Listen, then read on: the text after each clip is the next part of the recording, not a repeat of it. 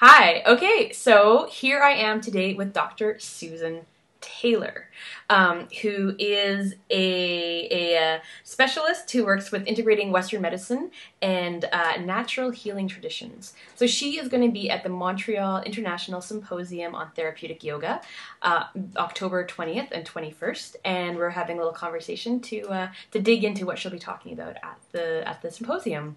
So, hi, Susan. Hi, Roseanne. Nice to be here. Yeah, nice to have you here. So your work involves integrating Western medicine with natural healing traditions.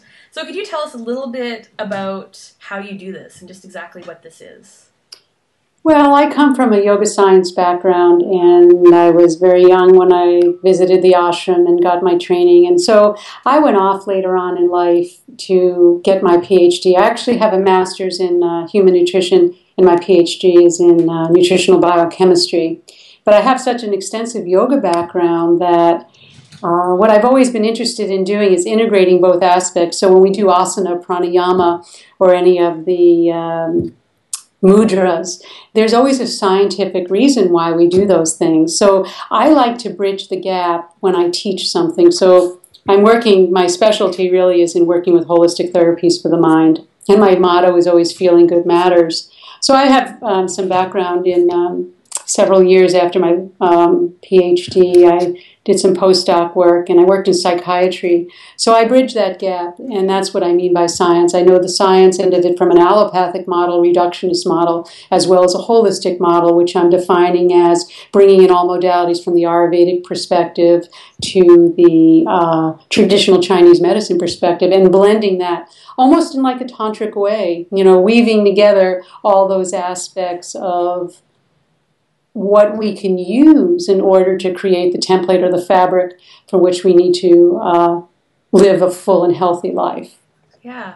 A lot of your, like what I read on your website and articles that you'd written, you talked about the art and science of meditation, which I found really interesting.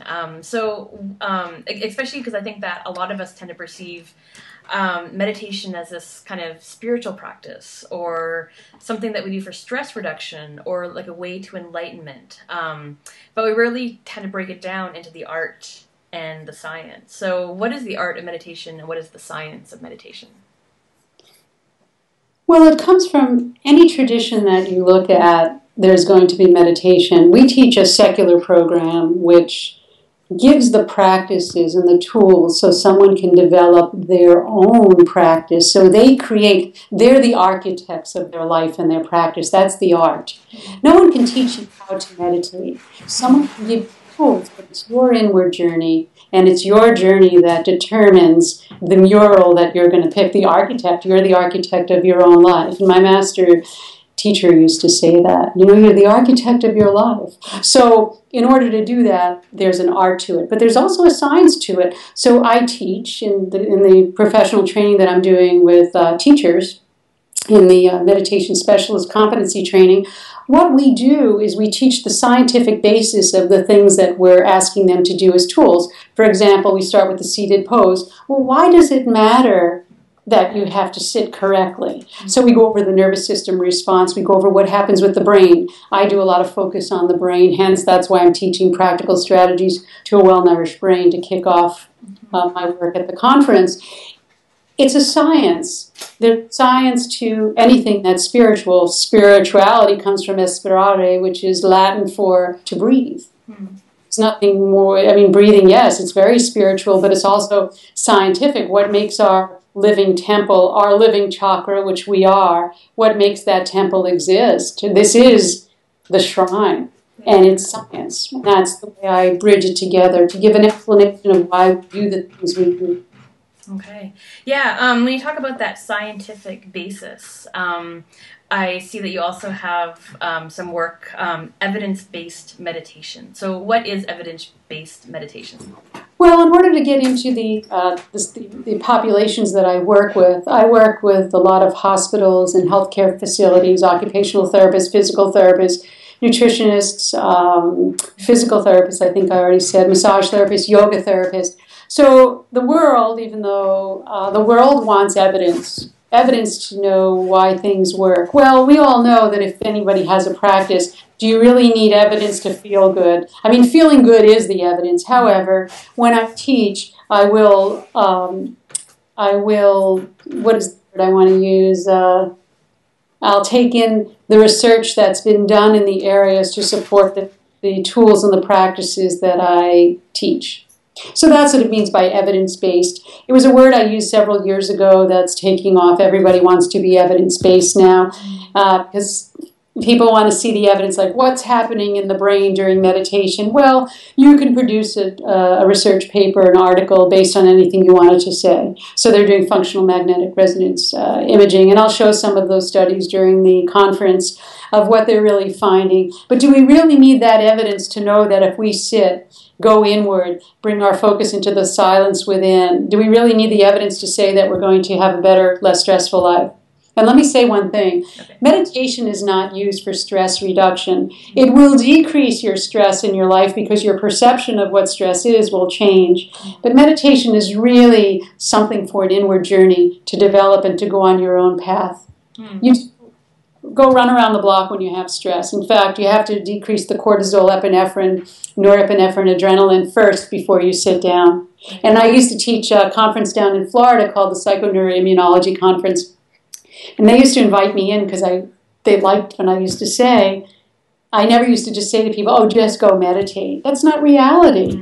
Let's face it, if you're having a stressful day and your body is cursing with the hormones are coursing through the bloodstream, you're going to want to exercise them off so that metabolically, from a metabolic perspective, they're going to be burned off and utilized and digested rather than just go sit down. It won't work. So the scientific basis of how to prepare the body so that you can have your inward journey of whatever your creation is. Yeah, it's interesting. You touched on. I noticed that your work seems to be designed for the whole spectrum of practitioners. So you have training for health professionals like doctors, nurses, chiropractors, and also for alternative health professionals too, like massage therapists, acupuncturists, and holistic health professionals. So it seems like the language is part of how you like you said bridge that gap and how you cover the whole spectrum. Very, very interesting observation on your part. It's all about language. I remember when I first started this program, before people were even doing this, I'm in my 8th year now with this training professionally out there. And when I first started, I remember calling a hospital in the Midwest, a hospital certification board, and they were actually becoming known for holism. And health and healing. And they said, we don't want to use the M word. And I'm wondering, what is the M word that you're talking about? And it was the meditation word. So now I just say stress reduction. John Kabat-Zinn does some great work. He'll do mindfulness through stress reduction. Then off of that, cognitive-based therapies. I mean, these are all the academicians trying to not use the M word for meditation. Whereas meditation just means medi. What does a medical person do? They attend to. So meditation is attending to the mind field and attending to your own inward journey. However, people associate it with religion. A lot of people associate the word meditation with mindfulness, Buddhism. But really, that's why I emphasize I do a secular training, which gives tools in which you can apply to any religious factor that you want to believe in. It's really not about being of any sector. It's learning how to train your mind. And why do we want to train our mind? Because when you go out, if you ever go to an orchestra, what do they do between sets? They're constantly fine-tuning their instruments. Do we even think about that, fine-tuning the instrument of our own mind before we walk out of the house? Most people don't. And if we spend time fine-tuning this instrument, we will have a very joyful life and will fulfill our desire. The reason why we've come this time around and what we want to manifest in the world as far as how we're going to serve others. And when that starts to come around, that's where joy comes. And that's really the purpose of it all. Yeah.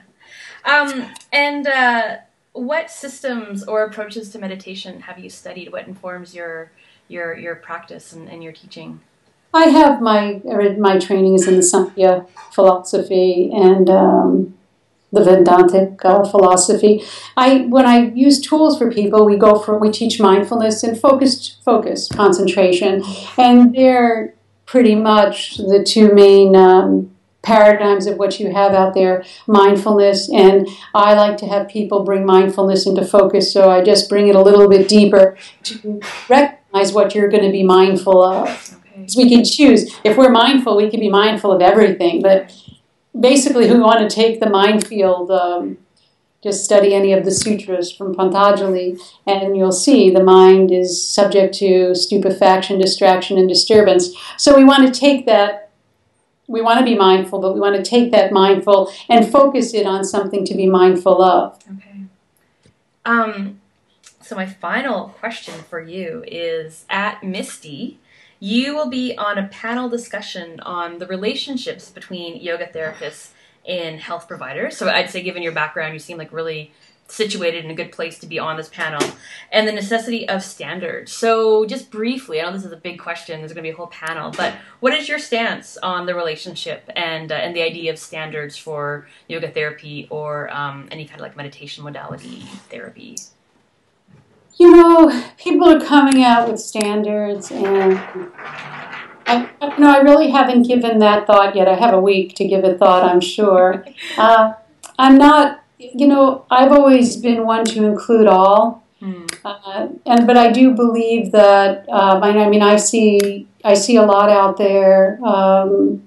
Basically, everybody's learning, and when someone starts to create that they're this and the other person's that, what we do is we actually turn off what we need to do to help heal the planet. First, we have to heal ourselves. Mm-hmm. So, I'm not.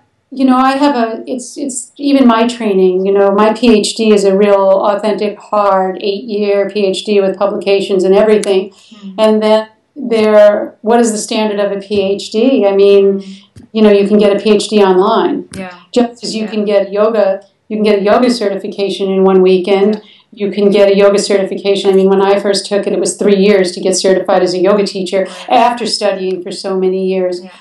So, but we are in the world now, we're in the world of Kali Yoga, and with that, there's more of let's do things fast. There's a lot of advertisement. I mean, even the internet, what's going on, advertising better health for this. I mean, I've seen a gamut, and I have a PhD in nutritional biochemistry, and I see people calling themselves nutritionists giving advice without understanding of the metabolic regulation of the brain, the mind, and the nervous system, and disease states. Right. So, as far as standards are concerned, I don't really know how to set those standards because I would set them probably very high. I know with the meditation training, I can tell you what we do at standards because I do have experience with that. We've set standards based on core competencies that I got approved by the ANCC, and we actually got a national award for nursing skills building competency training. And the reason why is because I wrote out, that was hard for me. I had to write out standards. What is it that someone can go out and really teach an effective stress reduction program? What do they need to know?